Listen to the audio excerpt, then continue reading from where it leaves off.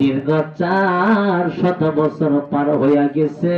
জোরে কন্যা আল্লাহু আকবার।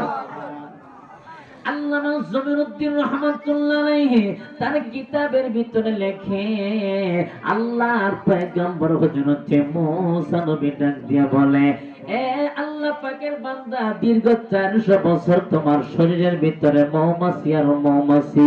আমি তোমার কাছে জানতে চাই, তোমার মনের ভিতরে কোনো আশা, কোনো আকাঙ্ক্ষা তোমার আছে কিনা?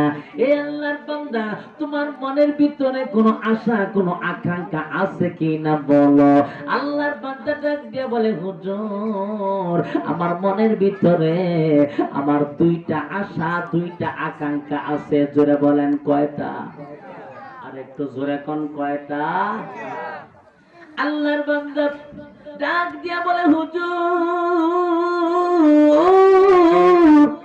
আমার 1 নাম্বার আশা হইল, এই বর্তমান জামানায় আমার আল্লাহ রাব্বুল আলামিন একজন পয়গম্বর পাঠাইছে, যার নাম হইল হযরত মুসা পয়গম্বর। ওই মুসা পয়গম্বরকে দেখার আমার বড় আশা, ওই মুসা পয়গম্বরের সাথে সাক্ষাৎ করার আমার বড় আশা। আর 2 নম্বর আমার আশা হলো ঠান্ডা পানি খাওয়ার বড় আশা। এই 2টা আশা আমার মনের ভিতরে জেগেছে। আল্লাহর পয়গম্বর ডাক দিয়া বলে, এ আল্লাহ পাকের বান্দা শোনো, তোমার 2টা আশাই পূর্ণ হবে। তোমার 1 নাম্বার আশা হলো বর্তমান জামানায় আল্লাহর পয়গম্বর মুসা নবীকে দেখার। এ আল্লাহর বান্দা, আমার দিকে ভালো কইরা তাকাইয়া দেখো,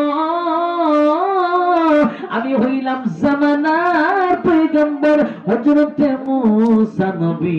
জোরে কন্যা আল্লাহু আকবার। আর 2 নম্বর তোমার আশা হইল ঠান্ডা পানি খাওয়ার। জোরে বলেন কি খাওয়ার? ঠান্ডা পানি খাওয়ার। একটু অপেক্ষা করো, আমি তোমার জন্য ঠান্ডা পানি নিয়ে আসতেছি। জোরে কোন সুবহানাল্লাহ। আমার ভাইরা, আমার বন্ধুগণ, এবার আল্লাহর পয়গম্বর ঠান্ডা পানি আনার জন্য চলে গেলেন। আর এই দিক দিয়ে আমার আল্লাহ বেজার হইয়া গেছে।